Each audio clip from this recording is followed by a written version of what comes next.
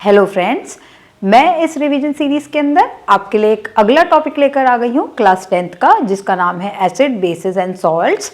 हम इस चैप्टर को भी जल्दी से जल्दी वाइंड अप करने की कोशिश करेंगे क्योंकि ये रिवीजन सीरीज के अंदर हम पढ़ रहे हैं। तो आइए शुरू करते हैं एसिड बेसिस एंड सॉल्ट्स। यहाँ पर आप क्लियरली देख सकते हैं एसिड और बेसिस में क्या डिफरेंस होता है। एसिड जो होते हैं वो सोर इन टेस्ट होते हैं, मतलब स्वाद में खट्टे होते हैं, जबकि बेसिस क्या होते हैं, बिटर इन टेस्ट, मतलब स्वाद में कड़वे होते हैं। एसिड ब्लू लिटमस को किस में चेंज कर देता है, रेड में, और यहाँ पर बेसिस रेड लिटमस को किस में कन्वर्ट कर देता है, blue litmus. Now acid H+ ions produce करता है एक्वस सॉल्यूशन में, जबकि base OH negative ions produce करता है एक्वस सॉल्यूशन। इलेक्ट्रिसिटी कंडक्ट कर सकता है एक्वस सॉल्यूशन में, बेस इलेक्ट्रिसिटी को कंडक्ट नहीं कर सकता है। यहाँ पर ये तो रही डिफरेंस की बात। नाउ स्ट्रॉन्ग एसिड्स के आपके एग्जांपल है hydrochloric acid HCl, H2SO4, sulphuric acid, HNO3, nitric acid. उसी तरीके से वीक एसिड है, वीक एसिड के एग्जांपल क्या है, ethanoic acid, oxalic, lactic and many more. Now strong acid और वीक एसिड में डिफरेंस क्या है, ये लास्ट ईयर भी क्वेश्चन आया था इन 2 मार्क्स के स्ट्रॉन्ग एसिड कौन से होते हैं और वीक एसिड्स कौन से होते हैं। Strong acids are those acids जो कंप्लीटली डिसोसिएट हो जाते हैं और ज्यादा H+ आयंस प्रोड्यूस करते हैं, जबकि वीक एसिड्स क्या होते हैं, जो कंप्लीटली डिसोसिएट नहीं होते हैं और less amount of H+ ions produce करते हैं। कंसंट्रेटेड एसिड वो होता है जिसमें ज्यादा अमाउंट ऑफ एसिड प्रेजेंट होता है जबकि less amount of water present होता है, उसी को हम कंसंट्रेटेड एसिड बोलते हैं। एसिड क्या है, डाइल्यूट एसिड में आप यहाँ पे देख सकते हैं ज्यादा अमाउंट ऑफ वाटर प्रेजेंट होगा, less amount of acid present होगा, इसी को हम बोलते हैं डाइल्यूट एसिड। तो आपको सारी टर्म्स पता होनी चाहिए, strong acids, weak acids, concentrated and dilute acid. Specifically आपको स्ट्रॉन्ग और वीक एसिड के एग्जाम्पल भी याद होने चाहिए। नाउ स्ट्रॉन्ग बेसिस क्या होते हैं, sodium hydroxide, potassium hydroxide, calcium hydroxide, ये आपके एग्जाम्पल्स हैं स्ट्रॉन्ग बेसिस के। और वीक बेसिस के एग्जाम्पल है अमोनियम हाइड्रोक्साइड और भी होते हैं। तो अब क्वेश्चन आता है कि स्ट्रॉन्ग बेस और वीक बेस में क्या डिफरेंस है। स्ट्रॉन्ग बेस वो होते हैं जो कंप्लीटली डिसोसिएट हो जाते हैं और ज्यादा OH नेगेटिव आयंस प्रोड्यूस करते हैं, जबकि वीक बेसिस वो होते हैं जो पार्शियली डिसोसिएट हो जाते हैं और कम OH नेगेटिव आयंस को प्रोड्यूस करते हैं, इसी को हम बोलते हैं strong base and weak bases. Now next is alkalis. Alkalis क्या होती है, ऐसे बेस जो पानी में सोल्यूबल होते हैं, मतलब the bases which are soluble in water is known as alkalis. अब एल्कलीज के एग्जाम्पल कौन कौन से हैं, sodium hydroxide, potassium hydroxide, calcium hydroxide. Now फिर अब आपके माइंड में क्वेश्चन आ रहा होगा, तो फिर ऐसे बेस कौन से हैं जो पानी में सोल्यूबल नहीं होते हैं। ऐसे भी बेसिस होते हैं जैसे कि आप जिंक हाइड्रोक्साइड पानी में सोल्यूबल नहीं होता है, कॉपर हाइड्रोक्साइड भी पानी में सोल्यूबल नहीं होता है। So this is the difference between acid and bases. Indicators क्या होते हैं, इंडिकेटर्स ऐसे सब्सटेंस होते हैं जो डिफरेंट कलर और डिफरेंट स्मेल प्रोड्यूस करते हैं डिफरेंट सब्सटेंसेस में। जैसे कि यहाँ पर आप देख सकते हैं टाइप्स ऑफ इंडिकेटर कितने टाइप्स के हैं, natural indicator, synthetic indicator, olfactory indicator. Natural means जो कि नेचर से ऑब्टेन होते हैं, for example litmus, red cabbage, turmeric etcetera. Synthetic indicators कौन से होते हैं, जिन्हें फैक्ट्रीज में प्रिपेयर किया जाता है, मिथाइल ऑरेंज, फिनोफ्थिलीन, ये आपके सिंथेटिक इंडिकेटर्स के एग्जाम्पल हैं। Third is olfactory indicator. Olfactory indicators वो होते हैं जिनकी स्मेल से हम डिफरेंट सब्सटेंसेस का पता लगा सकते हैं, उन्हें हम बोलते हैं ऑल्फैक्टरी इंडिकेटर्स, जैसे vanilla, onion and clove. Now इस टेबल से आपको क्लियर हो जाएगा कि लिटमस एक जो कि एक नेचुरल इंडिकेटर है, एसिड में रेड कलर में कन्वर्ट हो जाता है, जबकि बेसिस में वो ब्लू कलर शो करता है। नेक्स्ट इज टर्मरिक, एसिड में कोई भी चेंज नहीं आता है, जबकि बेसिस में वो रेड कलर का हो जाता है। Now next is synthetic indicator. Synthetic indicator में फिनोफ्थिलीन, फिनोफ्थिलीन एसिड में तो कलरलेस हो जाता है, जबकि बेस में वो pink colour, light pink colour show करता है, किसमें, बेसिस में। Next is methyl orange. Methyl orange acid में रेड कलर का हो जाता है, जबकि बेसिस में वो येलोइश ऑरेंज कलर शो करता है। ऑल्फैक्टरी इंडिकेटर जो कि है अनियन। अनियन एसिड में अपनी कैरेक्टरिस्टिक स्मेल देता है, जैसी अनियन की जो स्मेल होती है उसे रिटेन करता है, वो उसकी स्मेल आपको एसिड में रहेगी उसकी, और बेसिस में जबकि उसकी कोई भी स्मेल नहीं होती है। वनीला एसेंस भी उसकी जो स्मेल होती है, स्वीट स्मेल होती है, वो उसकी स्मेल एसिड में रहती है, जबकि उसकी बेसिस में वो स्मेल नहीं रहती है। तो ये इस टेबल से आप इजीली आइडेंटिफाई कर पाएंगे इंडिकेटर्स कैसा बिहेवियर शो करते हैं एसिड में भी और बेसिस में भी। Now next is chemical properties of acids and bases, one of the most important topic of this chapter. So मैंने आपके लिए इजी फॉर्म में कन्वर्ट कर दिया है, टेबल की फॉर्म में। आप ध्यान से देख सकते हैं ये क्या बता रहा है, रिएक्शन ऑफ जो भी हमें पढ़ना है एसिड के साथ किसकी रिएक्शन, यहां पर मैंने लिख दिया है एसिड के साथ और बेस के साथ क्या बिहेवियर शो करेगा वो हम पढ़ेंगे। मेटल्स का क्या रिएक्शन होगा एसिड के साथ और बेस के साथ। यहां पर आप देख सकते हैं मेटल, जिंक एक मेटल है, अगर मैंने इसको एसिड के साथ रिएक्ट करवाया तो ये क्या फॉर्म करेगा, ZnCl2 प्लस हाइड्रोजन गैस, मतलब सॉल्ट प्लस हाइड्रोजन गैस। अब यहां पर क्या हो रहा है, अगर मेटल को बेस के साथ रिएक्ट करवाएंगे तो वो भी salt plus hydrogen gas form करेगा। यहाँ पर Na2ZnO2 क्या है, सोडियम जिंकेट है। एसिड हो या फिर बेस हो, जब भी मेटल के साथ रिएक्ट करते हैं दोनों ही हाइड्रोजन गैस प्रोड्यूस करते हैं। नाउ हाइड्रोजन गैस इवॉल्व हुई है, इसका पता कैसे चलेगा, हाइड्रोजन गैस इवोल्यूशन के लिए एक टेस्ट है जिसे हम बोलते हैं पॉप साउंड टेस्ट। जब भी आप बर्निंग कैंडल को टेस्ट ट्यूब के पास लेकर आएंगे, अगर वो पॉप साउंड रिलीज करती है इट मीन्स वहां पर इवोल्यूशन हुआ है हाइड्रोजन गैस का। हाइड्रोजन गैस को हम पॉप साउंड टेस्ट से डिटेक्ट करते हैं। ना next is acids metal carbonate के साथ कैसे रिएक्ट करते हैं, बेस मेटल कार्बोनेट के साथ कैसे रिएक्ट करते हैं। एसिड यहाँ पर हाइड्रोक्लोरिक एसिड को, जो हमने मेटल कार्बोनेट लिया है सोडियम कार्बोनेट, ये क्या बनाएगा, salt plus carbon dioxide plus water. यहाँ पर बेस के साथ मेटल कार्बोनेट रिएक्ट ही नहीं करता है, तो आपको पता होना चाहिए बेस के साथ मेटल कार्बोनेट रिएक्शन शो नहीं करता है। अब next is acid metal bicarbonate के साथ कैसे रिएक्शन शो करते हैं। यहाँ पर आप देख सकते हैं HCl sodium bicarbonate, formation of salt, carbon dioxide and water. आपको याद रखना है एसिड मेटल कार्बोनेट के साथ और बाइकार्बोनेट के साथ, दोनों के साथ ही सिमिलर प्रोडक्ट्स फॉर्म करते हैं which is salt plus carbon dioxide plus water. Now next, base metal carbonate के साथ रिएक्शन शो करते हैं क्या, बेस मेटल कार्बोनेट के साथ रिएक्शन शो नहीं करते हैं। अब यहाँ पर जो CO2 रिलीज हुई है, जैसे हमने हाइड्रोजन गैस के लिए टेस्ट किया था उसी ही तरह से CO2 डिटेक्शन का भी टेस्ट होता है, इसे हम कैसे टेस्ट करेंगे, बाय पासिंग लाइम वाटर। यहां पर आप देख सकते हैं कैल्शियम हाइड्रोक्साइड में अगर मैंने CO2 को पास करवाया तो इसने क्या फॉर्म करा है, कैल्शियम कार्बोनेट, जो कि इनसोल्यूबल होता है with the formation of water. अब यहां पर कैसा हो जाएगा, लाइम वाटर मिल्की नेचर का हो जाएगा, लाइम वाटर मिल्की नेचर का हो जाएगा। अगर मैं इसी में कैल्शियम कार्बोनेट में एक्सेसिव CO2 पास करवा दूं फिर से, तो यहां पर मिल्कीनेस डिसअपियर होना शुरू हो जाएगी और किसकी फॉर्मेशन हो जाएगी, कैल्शियम बाइकार्बोनेट की, और ये सोल्यूबल होता है। Next is acid metallic oxide के साथ रिएक्ट करते हैं।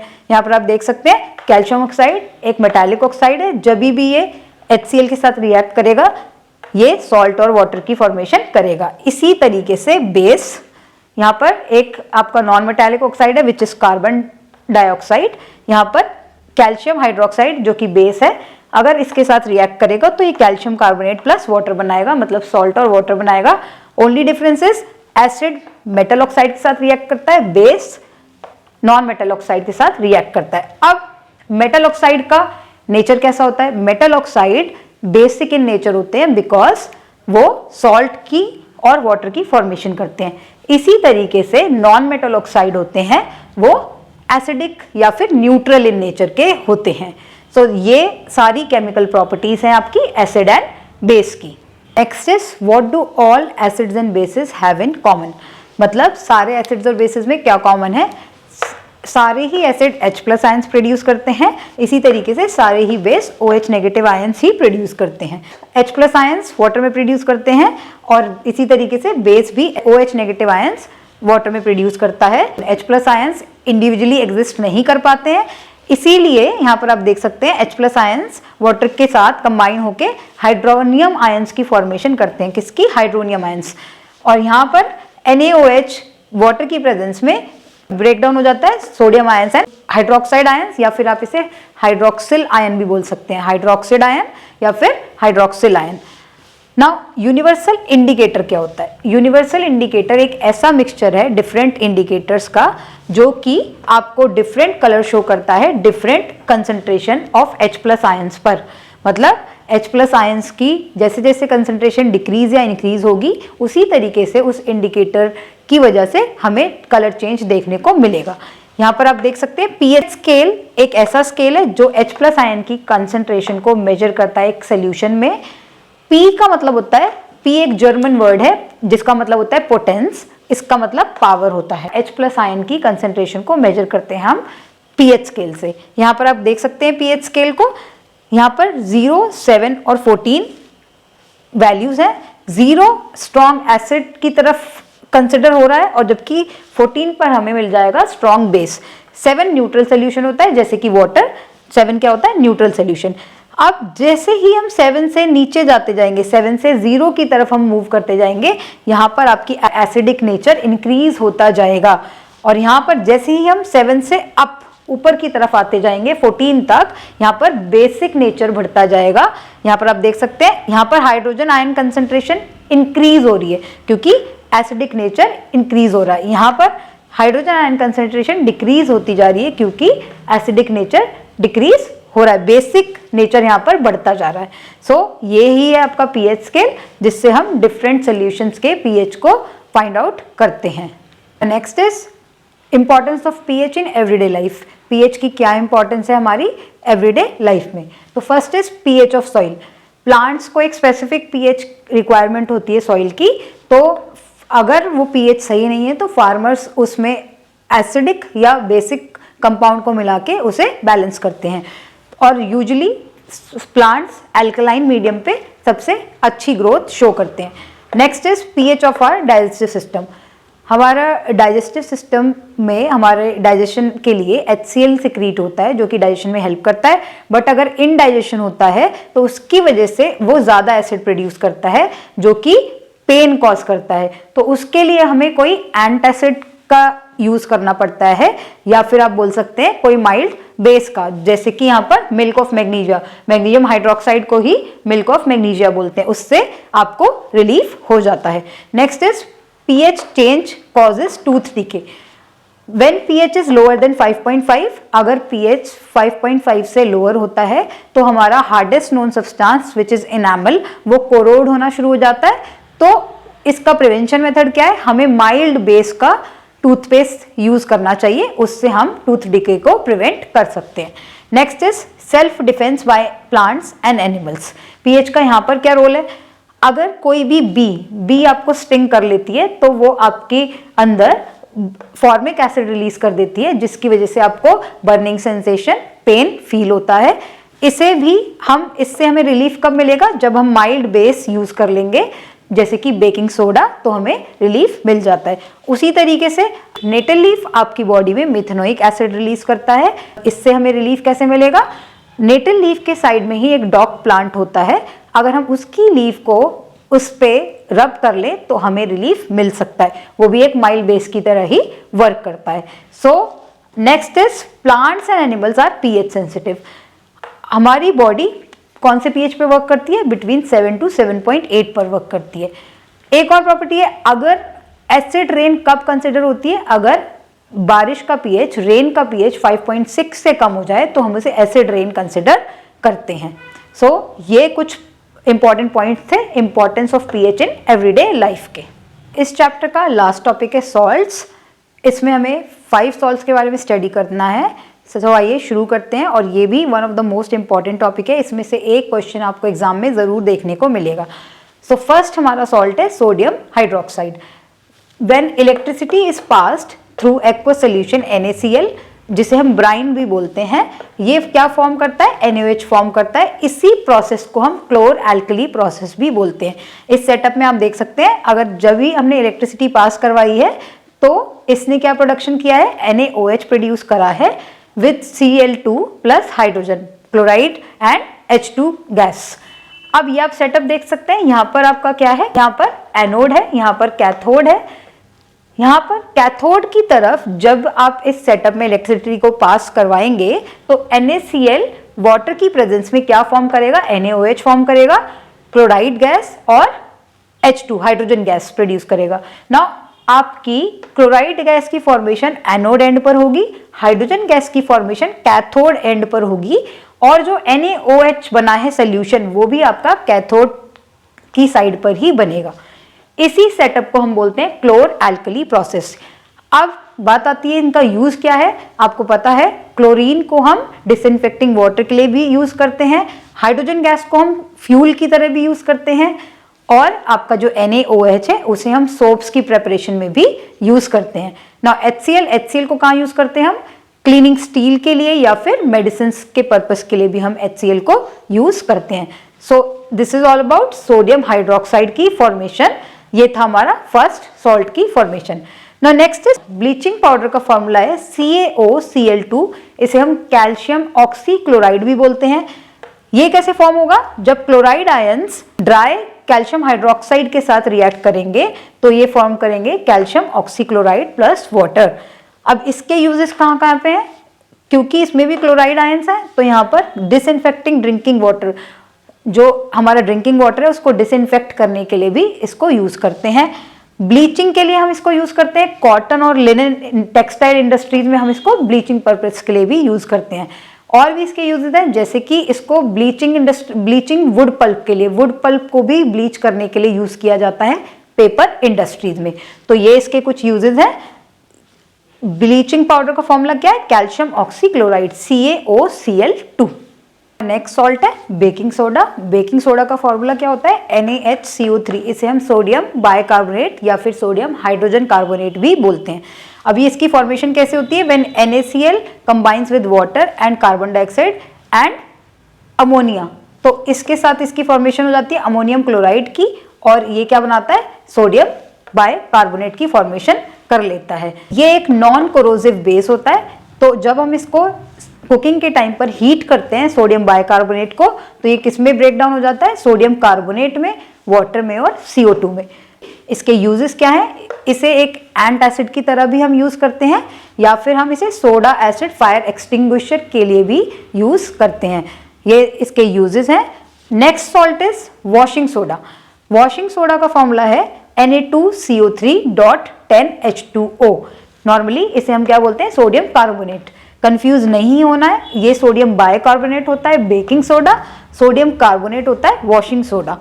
नाउ ये कैसे फॉर्म होता है, यहाँ पर सोडियम कार्बोनेट का रिक्रिस्टलाइजेशन हो रहा है, और यहाँ पर आप देख सकते हैं ये फॉर्म कर रहा है sodium carbonate .10H2O, 10 molecules of water. अब ये कहाँ पर यूज होता है, इसे हम एक क्लीनिंग एजेंट की तरह भी यूज करते हैं। सेकेंड इज इसे हम ग्लास, सोप, पेपर इंडस्ट्री में भी यूज करते हैं। सो कंफ्यूज नहीं होना है आपको, वॉशिंग सोडा में 10 मॉलिक्यूल्स हैं आपके water of crystallization molecule present है सोडियम कार्बोनेट के साथ, जबकि बेकिंग सोडा में सोडियम बाइकार्बोनेट को हम बेकिंग सोडा कहते हैं।